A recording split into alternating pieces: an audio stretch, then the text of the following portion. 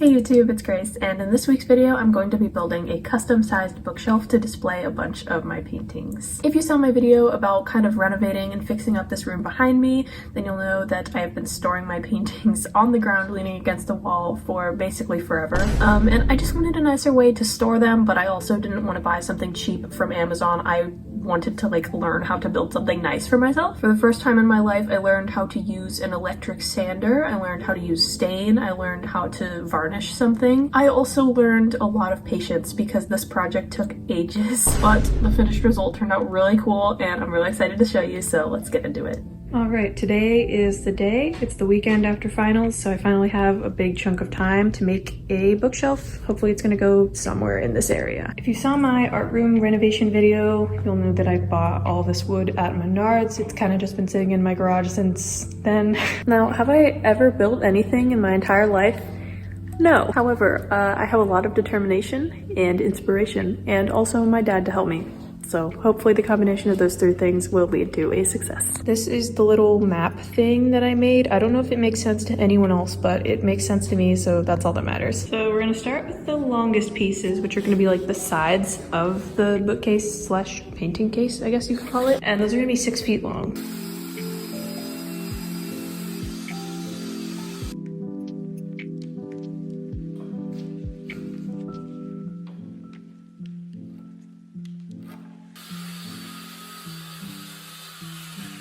So here's all of the outline pieces kind of just laid together. We haven't screwed them together yet. I think that's the next step because I don't want to cut the other pieces without knowing exactly the size of this. Okay, I'm facing my fears and doing one.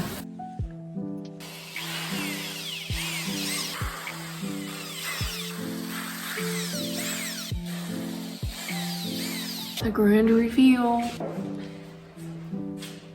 Yay! I don't think it's gonna fall over.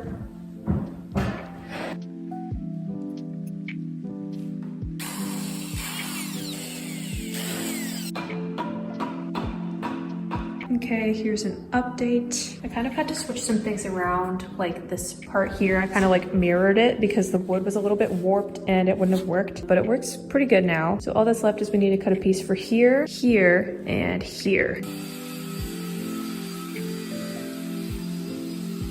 And here it is completely assembled. My girl math was a little off and we ended up with an extra board, but I guess that's better than the alternative. Hello, welcome to day 2 of my shelf building adventure. Today's goal is sanding, but first I need to fill in these little screw holes. And I'm using a little piece of a dowel, which is kind of time consuming and annoying, but once we get this sanded down, then there won't be all these annoying holes everywhere. So my method for this is taking the dowel and then putting it in here and then marking with a pencil around the edge and then cutting it and then hammering the little piece in.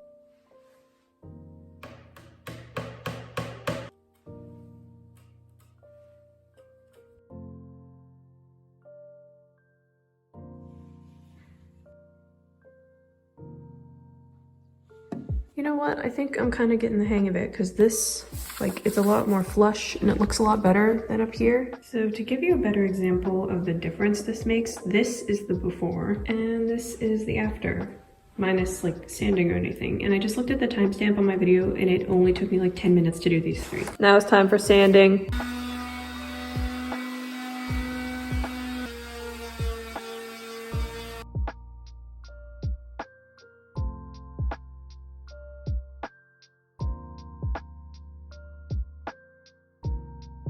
Okay, so to start off, I am completely covered in sawdust. But I started off by going over everything with 60 grit sandpaper and it's feeling a lot smoother. I've honestly never used a sander before today, so I'm not entirely sure if I did enough. I honestly can't remember the last time I filmed a clip, but I've moved on to 220 grit and it's feeling so much smoother now, so I think I might be doing something right.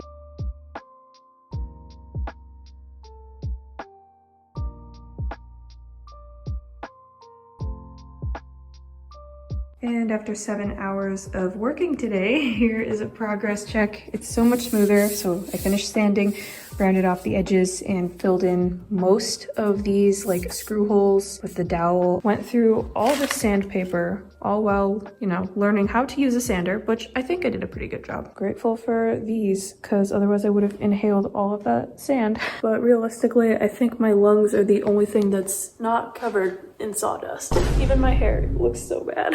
And my car, which is awesome. Oh my. But that is it for today, which is day 2 or day 3 if you count like buying materials as another day. I need to wipe everything down and then probably start staining it next, but we'll see. Hey guys, so I need to update you on the past couple days because it has been rough. This lighting makes my dark circles look so bad. I finished sanding about 2 days ago and I wanted to jump right into staining the next day, which was yesterday, but when I was like doing research and watching videos on how to properly do staining, because I've never stained anything before, I learned that you need like a wood conditioner or like a pre-stain type thing for the type of wood I was using, and I live in a very small town, so the store that I was getting all my supplies at is 35 minutes away, and I didn't want to drive there just for that one thing. So I couldn't do anything yesterday, but then today I finally got the chance to go shopping and get more stuff that I would need for this project. So I got the pre-stain and I got brushes to apply it with. I got wood putty in the same color as the stain, and then I also have a top coat thing to seal it in. And this trip to the store was supposed to be quick, but of course something went wrong. My car decided to totally lock me out of it, so that's awesome.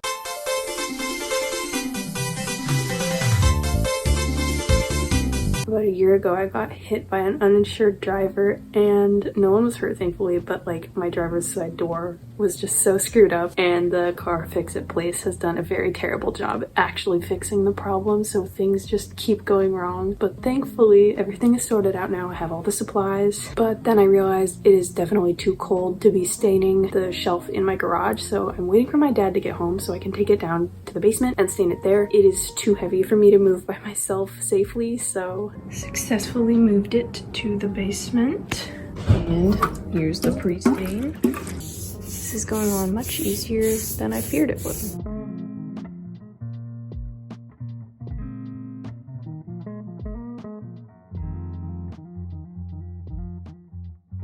Okay, so I just finished applying the pre-stain, which honestly the smell is really strong and not that great, but I've got an air purifier going, so hopefully this goes away. It looks a little bit darker, but now I just have a timer going for 10 minutes, and then once that is up, I'm going to wipe off the extra and then I can stain. Pre-stain is also called wood conditioner, and the point of it is to help like avoid blotchiness when you put the stain on, because it prevents the stain from like going too deep in the wood, which can cause like the different colors. You want it to look even, so it kind of like creates a barrier, I think.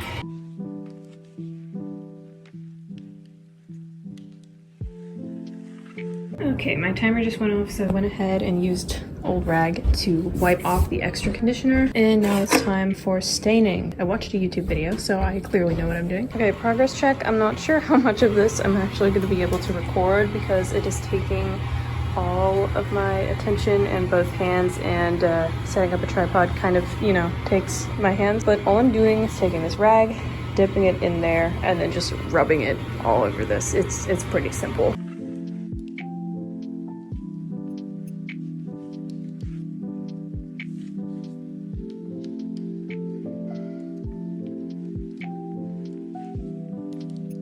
The lighting is not the best down here, but I think it's looking really nice so far. I don't know how well the wood conditioner worked because there's definitely still some like splotchiness, but honestly I don't mind. I think it looks okay. Hello, so that last clip was Tuesday evening and is now Thursday morning, so I've just been letting everything sit for as long as possible to let it completely dry. It definitely didn't need that long, but oh well. So my last step for staining is just going to be the bottom of the shelf, so I just went ahead and wiped it down just to get off any extra sawdust, and then I'm going to condition and stain this.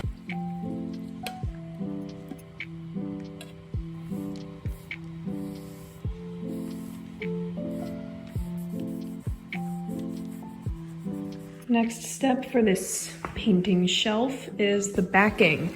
This was delivered this morning to my house, and now we are going to cut it to the right size, and then I'm probably just going to sand it and stain it tonight because I have nothing better to do with my life.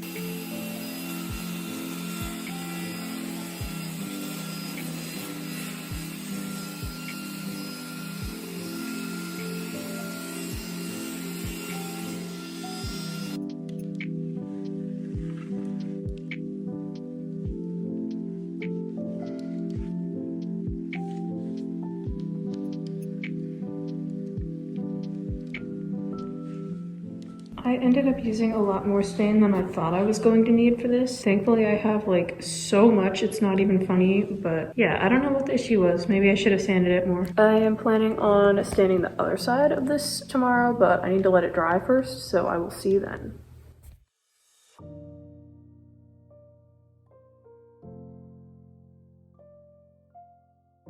We are nearing the end of this project. The next step is a varnish. This might go faster than I thought because here it says that you have to wait 2 hours between coats, but Google originally told me like 24 hours, so I'm happy with this. So the lighting down here is pretty bad. I have resorted to using my phone flashlight, which thankfully I can record and do that at the same time. And honestly, this is working really well. I can just see it so much better. I wish I could set up a time lapse for you guys like I've done with the other steps, but my phone flashlight is taking priority here, so this is the best you're getting. Hi, Desi. I think it's looking pretty nice, so I'm just gonna let this sit for a few hours and then I'm gonna be able to sand it and add another coat. Hello, it's been a few hours since I varnished, so I'm gonna go ahead and sand everything by hand this time because I want to be very careful not to accidentally take off any of the stain.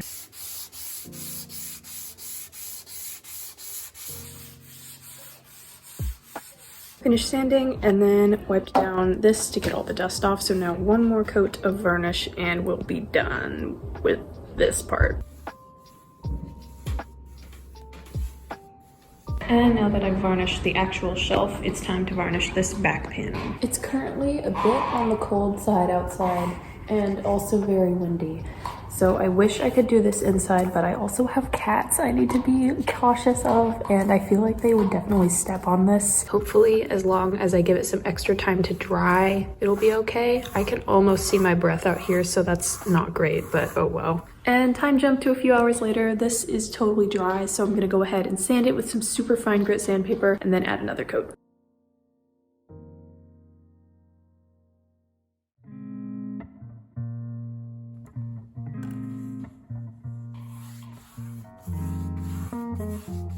I was very careful to apply this exactly with the grain of the wood, and I think it's looking pretty good. So I'm gonna let this dry and then maybe do the other side either tomorrow night or the next day. Just ran back down to my basement and now I'm gonna do the bottom of the shelf because I didn't want to wait for this brush to like dry again after I cleaned it, so I'm just doing this right away. Hi, just checking in. It is the next day and I'm working on varnishing the second side of the backing. I just chose not to film it because it looks exactly the same as what I did yesterday. So the next time you see me will be tomorrow and we're gonna be putting this on the shelf and then it's finally gonna be done. Okay, well, this isn't the end of the world, but I made a slight mistake and we need to fix it. This is like slightly too long. So we're gonna cut like ½ an inch off and then bring it back down here and attach it. Well, I'm gonna have to fix this. Unfortunately, it was on both sides, so it's not like I can flip it over and hide it, but it's fine. It's fine, I don't care.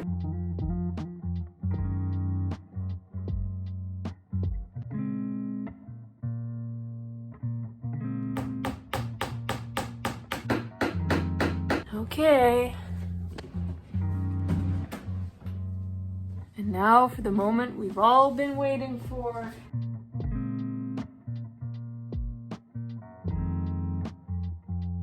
And now that these have all been moved over here, that means that I get to put all my empty canvases where they used to be. So now I have a better way of seeing what canvases I have because I just used to shove them in a closet. And here is the shelf the next day. As you can tell, I rearranged some stuff in this art room since you last saw me. This corner's still a little bit chaotic, but we're getting there. I would definitely say this is a success because this is basically exactly what I had in my head when I was imagining this project. The wood is super smooth, except like this weird piece here. I think the color turned out pretty nice, but also I don't really have much practice, so I'm not sure what to compare it to. And the backing on it turned out pretty good too. I still do need to touch up like the little scratches on the very back at some point from when we cut it last night, but you can't see it now, so that means it doesn't exist. Honestly, I'm really proud that it just turned out this good considering I've never done anything like this before. Originally, I was hoping to have it like kind of in this area of the room, but ultimately I realized that it fits like in this section so perfectly, and that was like a complete accident too, so I just decided to put it here instead. I also ended up having some extra supplies, which I ended up making a jewelry stand out of, and I think that was really cool too. So stay tuned for next week's video because you're going to be seeing that then. But after this, I think my regular painting content is going to return because this room is basically done. I mean, I obviously have some more decorating to do. I hope that this video inspires someone to try making something for themselves or just DIY a project that they would normally think to buy, because honestly this was a huge learning experience and it was really fun too. And I think the knowledge of how much time I spent on this is really rewarding versus just clicking buy on a website or in a store. But that pretty much concludes this video, so thank you so much for watching. I hope you enjoyed, and I will hopefully see you in my next one.